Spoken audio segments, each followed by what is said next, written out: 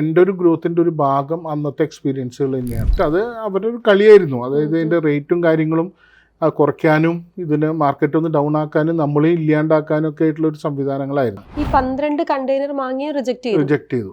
ഈ കണ്ടെയ്നേഴ്സ് അങ്ങനെ തന്നെ നിരത്തിയിട്ടുണ്ട് അവിടെ കംപ്ലീറ്റ് റിജക്റ്റ് ആയിട്ട്. എന്നിട്ട് അവരൊക്കെ ചിരിക്കുകയാണ്. അതായത് ഇതോട് കൂടിയിട്ട് നമ്മൾ വാഷ് ഔട്ടായി എന്നുള്ള ലെവലിൽ, അതായത് നമ്മളെ ഹെൽപ്പ് ചെയ്യാനായിട്ട് ഉള്ളൊരു മൈൻഡ് സെറ്റിൽ ആരും ഞാൻ കണ്ടില്ല അവിടെ. 3rd ക്വാളിറ്റിയും 4th ക്വാളിറ്റിയൊക്കെ എടുക്കുന്ന മാങ്ങ എടുത്തിട്ട് പൾപ്പ് ചെയ്ത് കൊടുക്കുന്ന ഒരാളാണ് ജലാൽ ഭായ് എന്ന് പറഞ്ഞിട്ട്. പുള്ളിയാണ് അന്ന് എൻ്റെ കൂടെ ഉണ്ടായിരുന്നത്. എങ്ങനെ ഓവർകം ചെയ്തു? പുള്ളിയുടെ ഒരു ഐഡിയയിൽ ഞങ്ങൾ ബറോഡയിൽ പോയിട്ട് പൾപ്പിംഗ് മെഷീൻ കൊണ്ടുവന്നു, ലോക്കലി ഇട്ടിട്ട് അത് പൾപ്പ് ചെയ്ത് നമ്മൾ കംപ്ലീറ്റ് സ്റ്റോർ ചെയ്തിട്ട് ആളോട് വല്ലാത്തൊരു കടുപ്പാടാണ് അതിലുള്ളത്.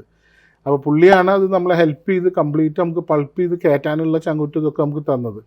അതിലും കുറേ പ്രതിസന്ധികൾ വന്നു. ഇപ്പോൾ നമ്മൾ ഫസ്റ്റ് ഡേ നമ്മൾ ചെയ്ത പൾപ്പ് മുഴുവൻ നമ്മൾ ക്യാനിൽ കയറ്റി ഈ ക്യാൻ മുഴുവൻ പൊട്ടേ ചെയ്തത്. അതായത് ഫ്രീസ് -20 പോകുമ്പോൾ ആ ക്യാനിന് ക്വാളിറ്റി ഇല്ലാണ്ട് പൊട്ടിപ്പോയി. പിറ്റേ ദിവസം വേറെ ക്വാളിറ്റി ഉള്ളത് കൊണ്ടുവന്ന് നമ്മൾ ഫില്ല് ചെയ്ത് നമ്മൾ സ്റ്റോർ ചെയ്ത് 1 മാസത്തിനുള്ളിൽ വില ഭയങ്കരമായിട്ട് കയറിപ്പോയി. ആ കയറിയാൽ ഈ പൾപ്പൊക്കെ നമുക്കൊരു 3 times 4 times നമുക്ക് റേറ്റിന് വിൽക്കാനായിട്ട് നമുക്ക് സാധിച്ചു.